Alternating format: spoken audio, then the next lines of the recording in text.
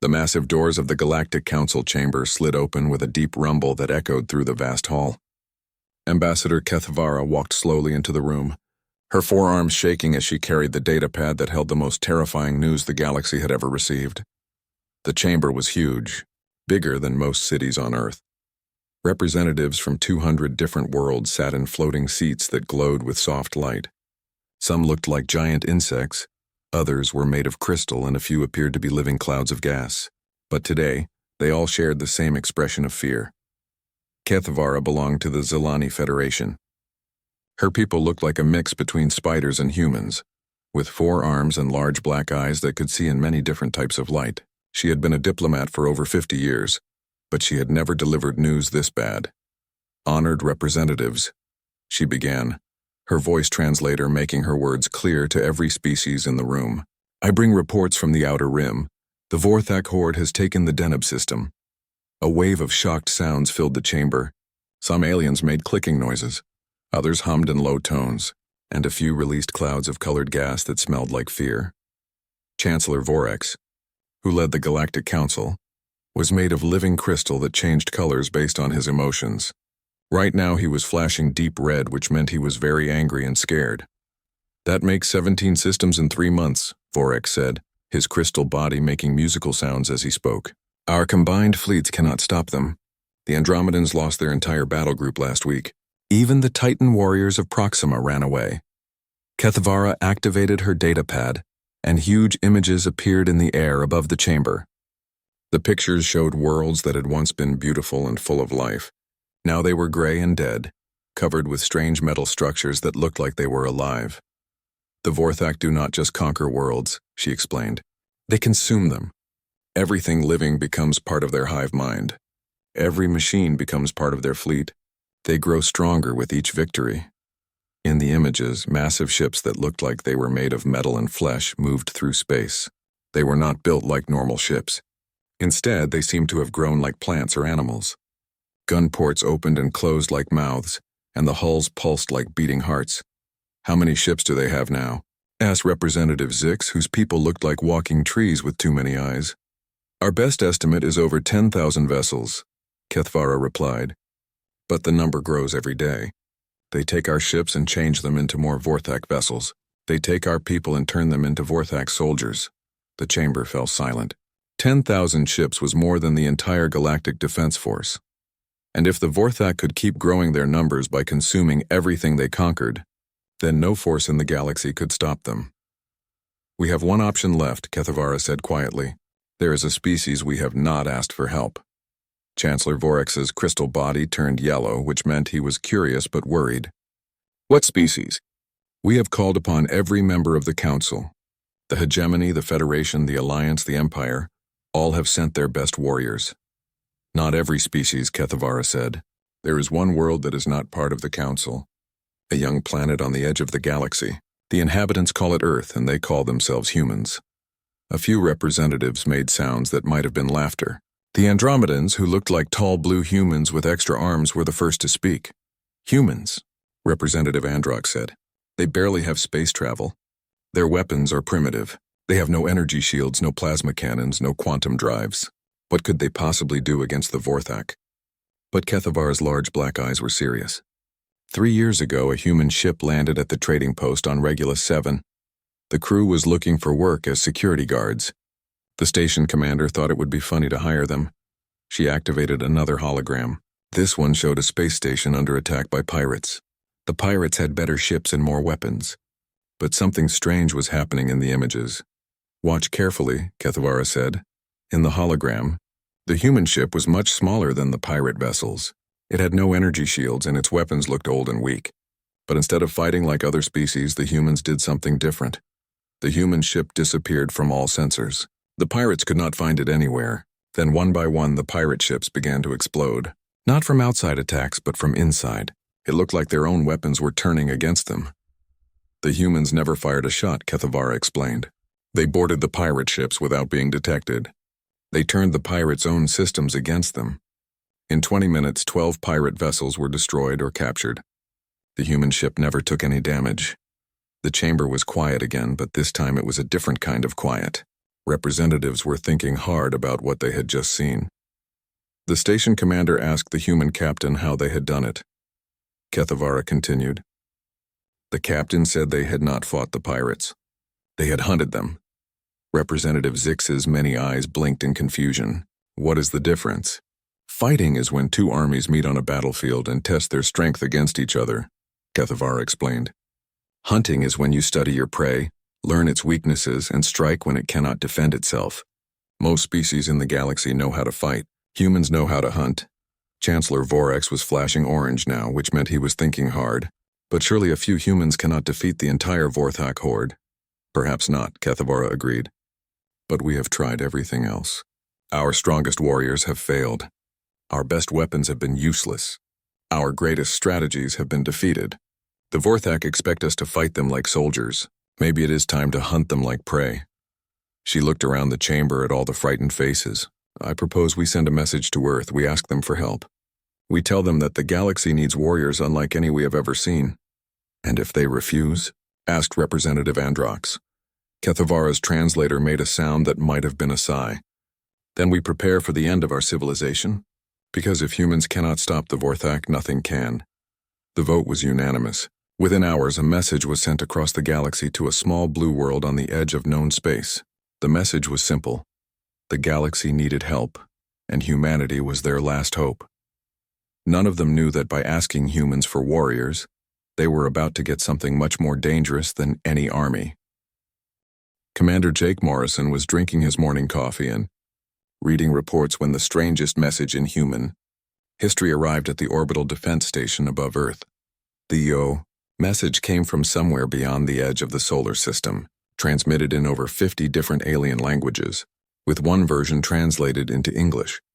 Jake had fought in 3 different wars during his 20-year military career. He had seen combat on Mars, led missions in the asteroid belt, and commanded defense operations against space pirates. But he had never received a job offer from aliens. The message was simple and direct. The Galactic Council was inviting humanity to join their civilization as military advisors. They faced an enemy that threatened all life in the galaxy, and they needed help from warriors who fought differently than anyone else. Jake read the message 3 times before calling his aide. Lieutenant Adams, get me Director Helen Carter at the Pentagon.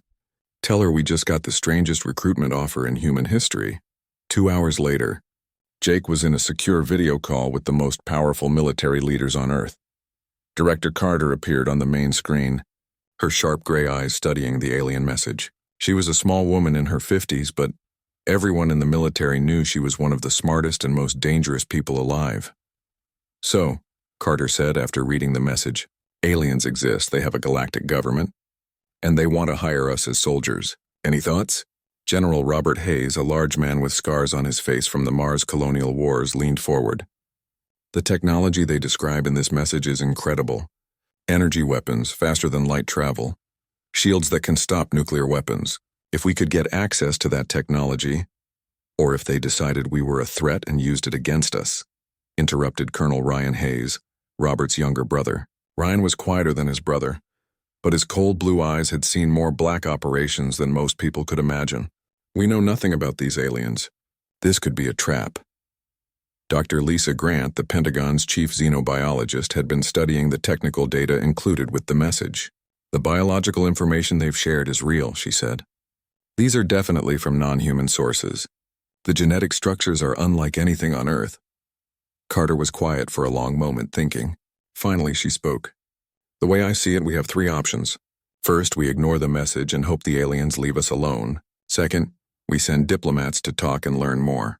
Third, we send our best people to show these aliens what humans can really do. What do you recommend? Asked General Hayes. Carter's smile was cold and sharp.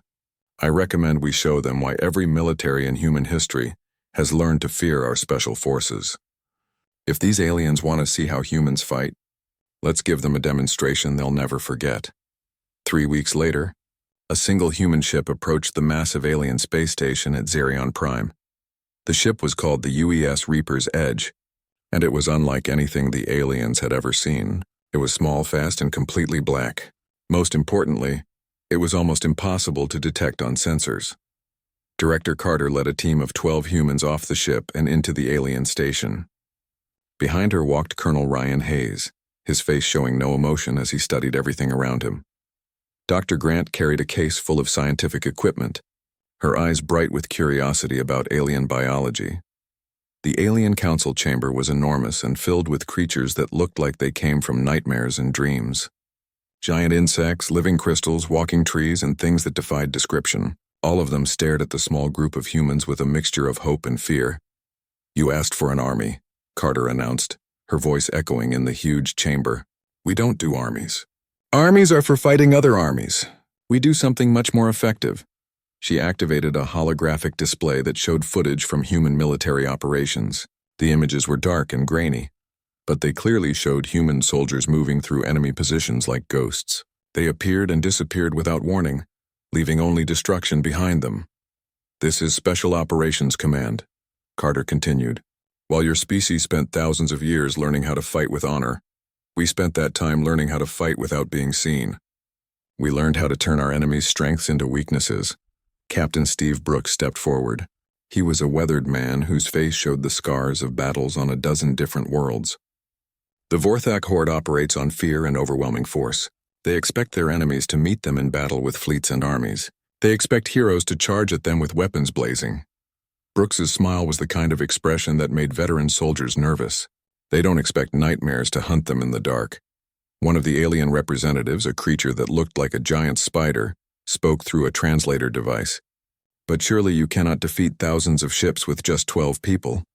"Ma'am," said Sergeant Tony Mitchell, a demolitions expert who looked like he could be anyone's friendly neighbor. "We don't fight fleets. We eliminate the people who command fleets. We destroy the bases that supply fleets. We turn their own weapons against them. By the time they realize what's happening, there's nothing left for them to command." Dr. Grant opened her case and pulled out a small device that hummed with energy. "We've spent the last 3 weeks studying the biological data you sent us about the Vorthak. Fascinating species, really. They share a collective consciousness through biological networks. Very efficient for coordination." Her smile was polite and terrifying. "Also very vulnerable to the right kind of virus." The Alien Council members looked at each other with expressions that might have been worry. Chancellor Vorex, the crystal being who led the council, flashed yellow and orange lights. "You speak of warfare as if it were a science," he said. "It is a science," replied Colonel Hayes. "The science of making your enemies cease to exist as efficiently as possible. Most species treat war like a sport with rules and honor. Humans treat war like a problem that needs to be solved permanently." Lieutenant Colonel Amy Foster had been quiet until now, but she stepped forward with a data pad in her hands. "We've analyzed the Vorthak attack patterns from your records. They're predictable. They rely on fear and overwhelming numbers because those tactics have always worked against civilized species." She looked around the chamber at all the alien faces. "The thing is, we're not civilized. Not when we're hunting." Carter activated another display, this one showing Earth's military history. Images of human soldiers fighting in jungles, deserts, cities, and space flashed by in quick succession. "Every species in this room has fought wars," she said. "But humans have been fighting wars since before we could make fire. We've fought with sticks and stones, with swords and guns, with lasers and nuclear weapons. We've fought on land, in the sea, in the air, and in space. We've fought each other for so long that we've turned killing into an art form." The chamber was completely silent now. Even the background hum of the station's life support seemed to have gotten quieter. "The Vorthak Horde is the biggest threat your galaxy has ever faced," Carter continued. "They've conquered 17 systems and they're getting stronger every day. Your armies can't stop them. Your fleets can't defeat them. Your heroes can't stand against them." She paused and looked directly at Chancellor Vorex. "But they've never faced humans before. They've never been hunted by predators who learned to kill before they learned to think." Captain Brooks added, "You asked for warriors to fight a war. We're offering to end the war before your enemies know it started." The vote was taken within an hour.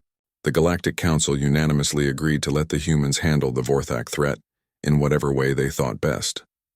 As the human team prepared to leave the station, one of the alien representatives asked Carter a question that had been bothering him. "How can we be sure you won't decide that we're a threat that needs to be eliminated?" Carter's answer was simple and honest.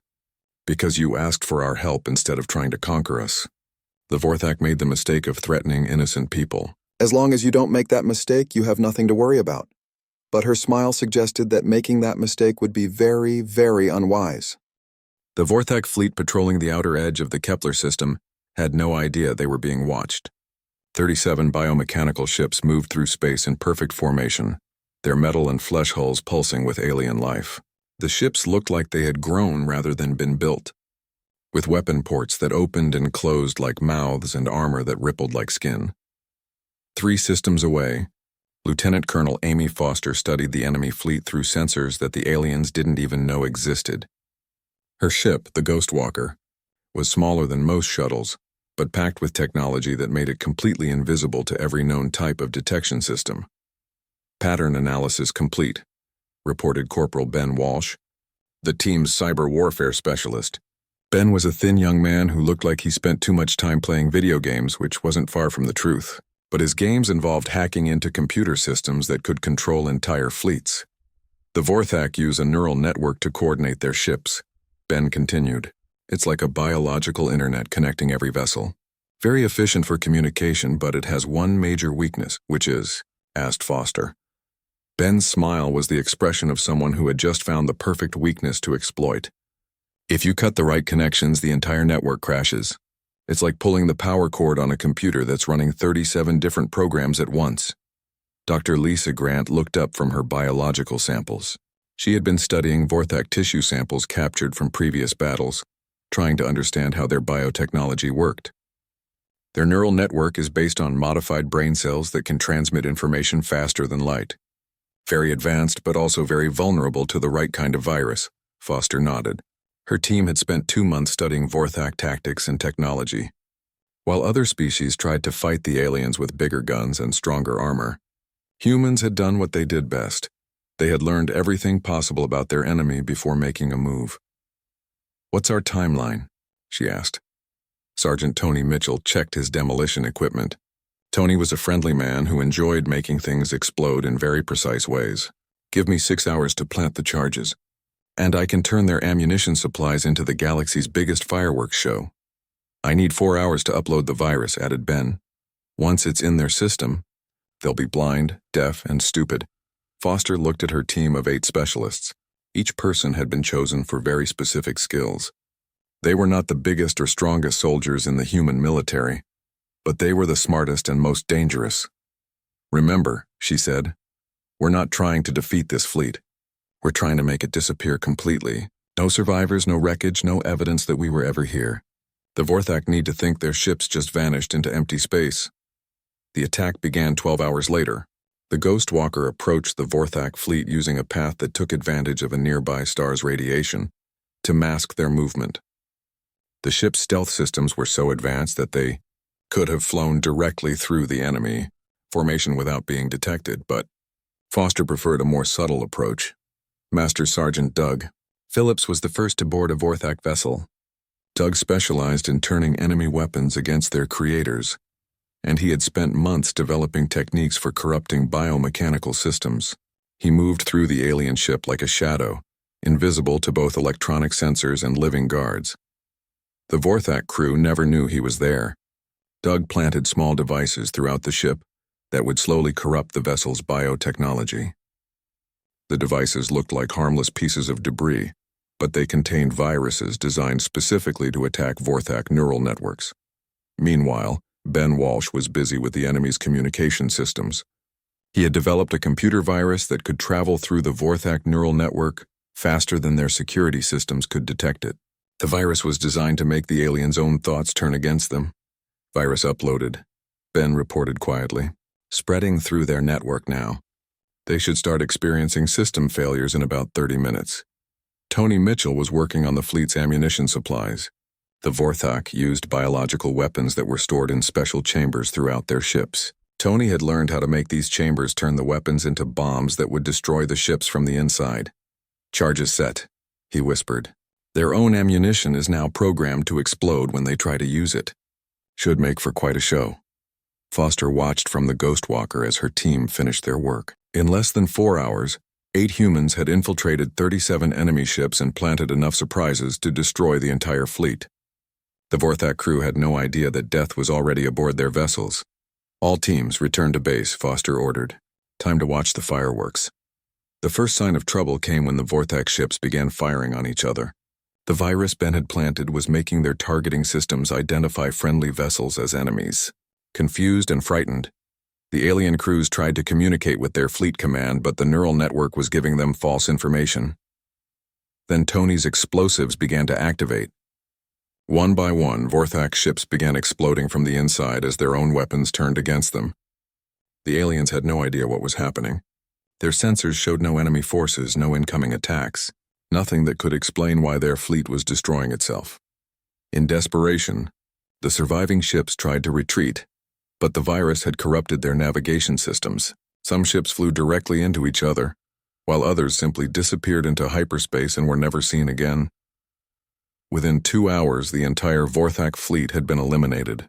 There was no wreckage, no distress signals, no evidence of what had happened. From the aliens' perspective, 37 ships had simply vanished into empty space. Foster watched the last enemy vessel disappear from sensors and nodded with satisfaction. Mission complete. No human casualties, no evidence left behind. The Vorthak will have no idea what happened to their fleet. But this was just the beginning. Across the galaxy, other human teams were conducting similar operations. Captain Lisa Turner led raids that turned Vorthak supply depots into smoking craters. But only after her team had studied every detail of the enemy's logistics network. Sergeant Mike Davis specialized in psychological warfare. He had learned that the Vorthak feared isolation from their collective consciousness more than death itself. His missions involved cutting their communication networks and leaving enemy units stranded and alone in space. Commander Kate Robinson tracked fleeing Vorthak forces through multiple star systems, using hunting techniques that combined ancient human instincts with advanced technology. Her teams didn't just defeat enemy forces, they made sure no survivors escaped to warn others. The aliens of the Galactic Council watched their war maps with growing amazement and confusion. Red zones that had marked Vorthak territory were changing to black as entire enemy formations simply stopped existing. There were no reports of major battles, no requests for reinforcements, no signs of the massive military campaign they had expected. How are the humans doing this? Chancellor Vorex asked during an emergency council session. Our sensors show minimal human presence in the war zone, yet the Vorthak are collapsing everywhere. Ambassador Kethavara had spent weeks trying to understand human tactics by studying their military history. They don't fight like we do, she explained. Most species see war as a contest between armies. Humans see war as a hunting expedition against dangerous prey. She activated a holographic display showing human military history. Images of human soldiers throughout the centuries appeared, but they were not the heroic charges and noble battles that other species expected. Instead, the images showed humans hiding in shadows, setting traps, and striking from unexpected directions. Look at how they fight their own species, Kethavara continued. They use camouflage to become invisible. They study their enemies for months before attacking. They turn their enemies' strengths into weaknesses. They fight at night when others cannot see them. The images changed to show more recent human conflicts. Special Forces soldiers moved through enemy territory like ghosts, appearing only long enough to eliminate specific targets before disappearing again. The Vorthak expect armies to march against them, Kethavara said. They expect fleets to engage them in battle. They expect their enemies to fight with honor and courage. But humans are not fighting the Vorthak. They are hunting them. Representative Androx from the Andromedans looked worried. But surely the Vorthak will adapt. They will learn to defend against these tactics. Kethavara's large black eyes reflected the light from the holographic display. How do you defend against an enemy you cannot see? How do you fight back against attackers who are already inside your ships? How do you plan strategy against opponents who know everything about you, but reveal nothing about themselves? The chamber fell silent as the implications sank in. The humans were not just defeating the Vorthak, they were doing it in a way that made the enemy helpless to respond. Chancellor Vorex flashed nervous yellow lights. What have we unleashed on our galaxy? The Vorthak supremacy had ruled the hive mind for over 1,000 years. It was an ancient intelligence that had consumed dozens of galaxies, turning entire civilizations into parts of its ever-growing collective consciousness. The supremacy had never known fear because it had never faced an enemy it could not understand and absorb. Until now. Deep within the biomechanical core of the largest Vorthak vessel, the supremacy tried to make sense of what was happening to its forces. 3 of its core worlds had gone dark simultaneously, not destroyed in battle, not conquered by enemy armies, but simply gone. The planetary neural networks had been severed with surgical precision that the supremacy could not even begin to comprehend. The reports from surviving units made no sense. Entire fleets were vanishing without a trace. Supply lines were being cut by enemies that never appeared on sensors. Command centers were being destroyed by their own security systems. Most disturbing of all, captured Vorthak were being found with their neural implants removed so skillfully that they remained alive but completely cut off from the collective.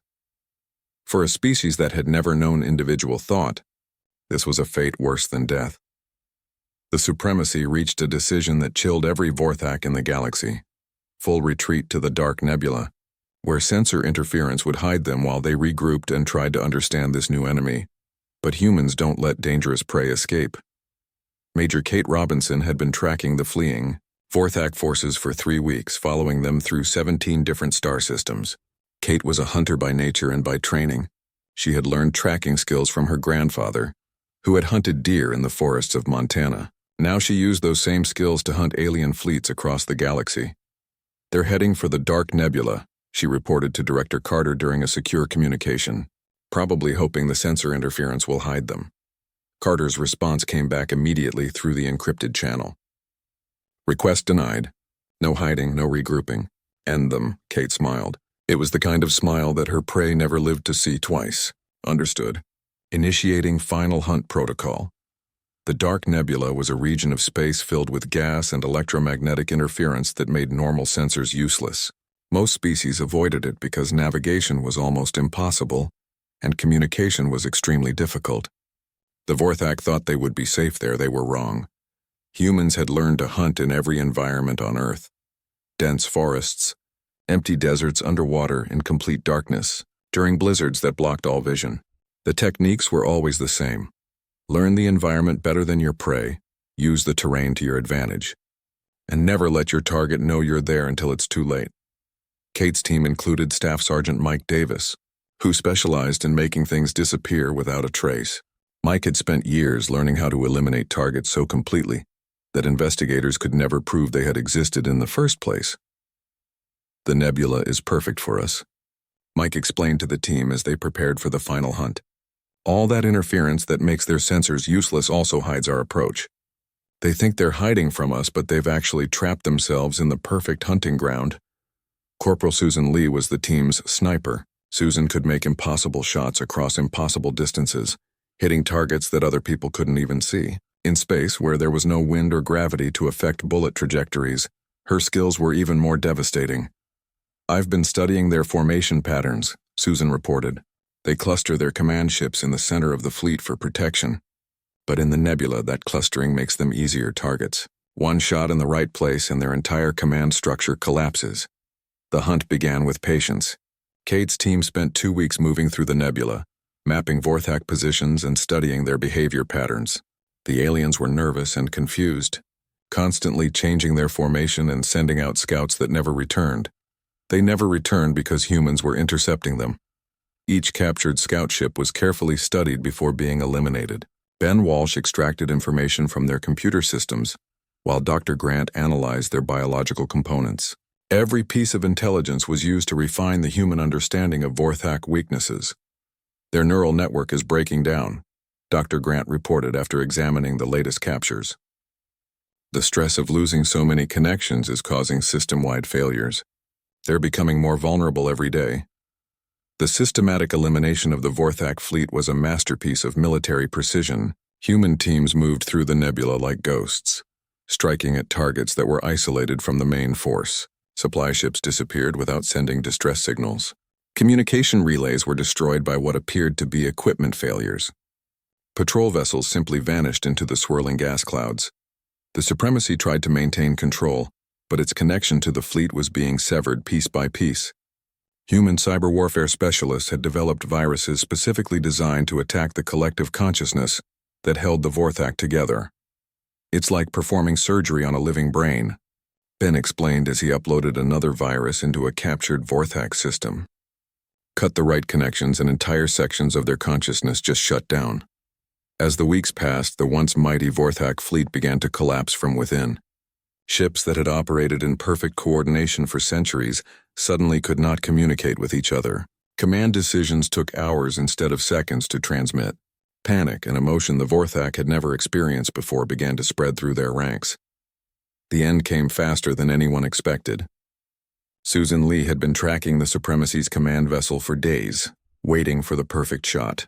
The opportunity came when the massive ship moved to a position where it was isolated from the rest of the fleet by a dense gas cloud. The shot was fired from a distance of over 50,000 kilometers, using a specially designed projectile that could punch through any known armor. The Supremacy's final thought, transmitted in the microseconds before its core was obliterated, was a simple concept that rippled through the few surviving Vorthak units. What manner of devils are these humans? With the Supremacy destroyed, the remaining Vorthak forces collapsed completely. Without their guiding intelligence, the biomechanical ships began to shut down. Some tried to flee deeper into the nebula, but they were hunted down one by one. Others simply drifted in space as their biological components died without neural guidance. Kate Robinson watched the last Vorthak signal disappear from her sensors and activated her communication system. "Control, this is Hunter Team Alpha. Mission complete.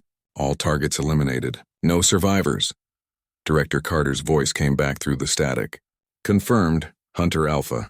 All teams report similar results. The Vorthak threat has been neutralized. Across the galaxy, the results were the same. Human teams had systematically dismantled the largest invasion force in galactic history. They had not done it through massive battles or heroic charges, but through patient hunting and surgical precision. The Galactic Council would later estimate that the entire campaign had involved fewer than 200 human soldiers. Those soldiers had eliminated over 10,000 enemy vessels and billions of Vorthak troops without losing a single human life. But the most remarkable thing was not the victory itself, but how it had been achieved. The humans had not just defeated the Vorthak, they had made them simply cease to exist. There were no prisoners to interrogate, no wreckage to study, no survivors to tell the story of what had happened. From the perspective of galactic history, the Vorthak horde had simply vanished into the darkness between the stars, leaving behind only empty space and the growing legend of the human death squads that had made an entire species disappear. Commander Jake Morrison, monitoring the operation from Earth, received the final reports with a mixture of pride and concern. Humanity had just announced its presence to the galaxy in the most dramatic way possible. Every alien species would now know that humans were not just another member of the galactic community. They were the apex predators. "Sir," asked Lieutenant Adams, "what do we do now?" Jake looked out at the stars and wondered the same thing. Humanity had asked for a chance to help the galaxy, and they had delivered results beyond anyone's imagination. But now every alien civilization would be wondering the same question the Supremacy had asked in its final moments. What manner of devils were these humans? 6 months after the last Vorthak signal went dark, the Galactic Council reconvened on Xerion Prime to address humanity's role in their civilization. The massive chamber that had once buzzed with panicked voices was now unusually quiet. Representatives from 200 worlds sat in their floating seats. But the atmosphere was completely different from their last meeting, where once there had been desperate hope, now there was nervous uncertainty. Director Helen Carter stood before the assembly once again, but this time she was not trying to convince anyone of humanity's capabilities. The results spoke for themselves. In less than 6 months, a handful of human soldiers had completely eliminated the greatest threat the galaxy had ever known. Behind Carter stood Colonel Ryan Hayes, his cold blue eyes scanning the alien representatives with the calm assessment of a professional predator. Dr. Lisa Grant carried a briefcase full of scientific data about the Vorthak elimination, her expression showing the satisfaction of someone who had solved a particularly interesting biological puzzle. "The Vorthak threat has been neutralized," Carter announced simply. Her voice echoed in the vast chamber, but her words seemed to make the space feel smaller and more confined. "As per our original agreement, we are prepared to return to Earth and resume our previous non-interference policy." Chancellor Vorex's crystalline form pulsed with colors that the translator systems identified as nervous uncertainty. Perhaps a more permanent arrangement would benefit all parties involved. Humanity has proven remarkably effective at solving certain types of problems. The pause that followed was heavy with unspoken implications. Everyone in the chamber knew that certain types of problems meant threats that needed to be eliminated completely and permanently. What exactly are you proposing? Carter asked, though her tone suggested she already knew the answer. Representative Androx from the Andromedans spoke up, his tall blue form seeming smaller than usual. The galaxy is a dangerous place. There are always threats emerging from the dark spaces between stars. Pirates, rogue artificial intelligences, extinct species that sometimes return from the void. Perhaps humanity could serve as consultants for dealing with such issues. Behind Carter, Colonel Hayes allowed himself a small smile. They had come to the space station to help with an invasion. They were being asked to stay as the galaxy's unofficial police force. Ambassador Kethavara had been studying human military history for months, trying to understand how they had achieved the impossible. What you accomplished against the Vorthak, she said carefully. How you made an entire invasion force simply vanish without a trace. We must ask, how do we know you won't decide that we are a problem that needs solving? The question hung in the air like a poison cloud. Every representative in the chamber was thinking the same thing. But Kethavara had been brave enough to voice their shared fear. Captain Steve Brooks answered, his weathered face showing the kind of calm that came from surviving too many dangerous situations. Because you're not a problem that needs solving. You asked for help against a threat to innocent life. The Vorthak were consuming entire civilizations and turning them into weapons. There's a difference between defending people and hunting predators, Dr. Grant added, her scientific curiosity evident even in this diplomatic setting. Besides, you've all been very well behaved. No genocidal campaigns, no plans to enslave other species, no attempts to consume entire star systems. She paused, letting her words sink in. No need for us to study your weaknesses in detail. The phrase "study your weaknesses" made several representatives shift uncomfortably in their seats. They had all seen the reports of how humans had systematically analyzed and exploited every aspect of Vorthak biology and technology. Chancellor Vorex flashed yellow lights rapidly, a sign of extreme agitation.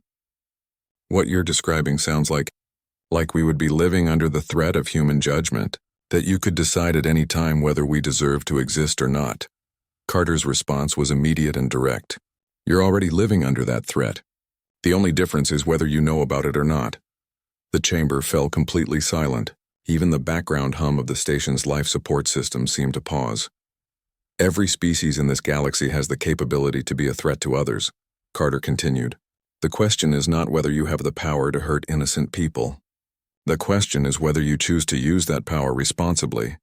She gestured to the empty space where the Vorthak fleet positions had once been marked on the strategic displays. The Vorthak chose to use their power to consume and destroy. They became a problem that threatened all life in the galaxy. So we solved that problem. Representative Zix, whose tree-like form rustled with nervous energy, asked the question that was bothering everyone. But who decides what constitutes a threat that needs to be eliminated? Who judges whether a species has crossed the line from acceptable behavior to problem status? Colonel Hayes stepped forward, his voice carrying the quiet authority of someone who had made life and death decisions in the darkness between stars. The same people who have been making those decisions for the last 6 months. Us. The implications of his words rippled through the chamber. Humanity had not asked for permission to eliminate the Vorthak. They had not consulted with committees or waited for approval from galactic authorities. They had identified a threat and removed it with surgical precision.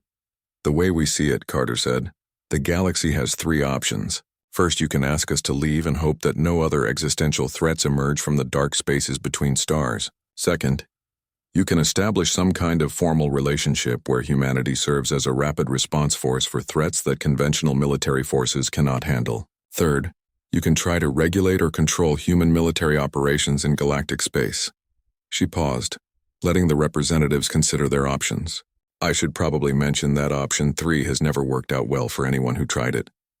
Ambassador Kethavara spoke again, her voice translator struggling with concepts that had no equivalent in most alien languages. What you're describing is not membership in our civilization. It's protection, like the protection that a predator provides to its territory. Exactly, Carter agreed. The galaxy is your territory now. We'll make sure nothing threatens it. The vote was taken after 3 hours of debate. The result was unanimous, though several representatives looked like they were voting at gunpoint. The Galactic Council formally requested that humanity maintain a permanent presence in galactic space for the purpose of threat assessment and elimination. As the human delegation prepared to leave the station, Director Carter made one final announcement. Earth will establish a monitoring station at the edge of Council space. We'll keep an eye on things and make sure no new problems develop. She looked around the chamber at all the alien faces. We'll also be conducting regular patrols of the dark spaces between stars, just to make sure nothing dangerous is hiding out there, waiting for an opportunity to threaten peaceful civilizations. The message was clear to every species present. Humanity would be watching always. Any species that chose to become a threat to innocent life would face the same fate as the Vorthak, complete and permanent elimination. Chancellor Vorex's crystal form pulsed with resigned acceptance. What guarantee do we have that humanity will not abuse this responsibility? Carter's answer was simple and honest. The same guarantee you had before you knew we existed. None. The CEO. Only difference is that now you know there are consequences for species that choose to become monsters. As the human ship departed from Xerion Prime, representatives throughout the chamber sat in contemplative silence. The galaxy had asked for an army to fight an invasion, and they had received something far more significant: guardians who would ensure that such invasions never happened again. But the price of that protection was the knowledge that they were no longer the apex species in their own galaxy. Somewhere in the darkness between stars, human death squads continued their eternal patrol, invisible guardians making sure that the galaxy's nightmares stayed safely buried in the void. Years later, when alien children asked their parents about the Vorthak horde, adults would struggle to explain what had happened. The historical record showed a massive invasion that had threatened all sentient life, but when asked how it ended, parents would grow quiet and simply say, "The humans handled it." And in the depths of space, whenever new threats began to emerge from the darkness, whispers would spread through the galactic communication networks. "Send word to Earth. Let the death squads know we have a problem." Because the galaxy had learned a fundamental truth about humanity. They didn't create armies to fight monsters. They created monsters to hunt monsters, and they were very, very good at their job. The new galactic order was simple and effective. Civilized species could continue living their lives in peace, knowing that something was watching over them from the shadows, and anything that threatened that peace would simply cease to exist. Eliminated by predators who had turned killing into an art form, it was not the galaxy that the Council had imagined when they first sent their desperate plea to Earth, but it was a galaxy where innocent people could sleep safely, knowing that humanity's death squads were standing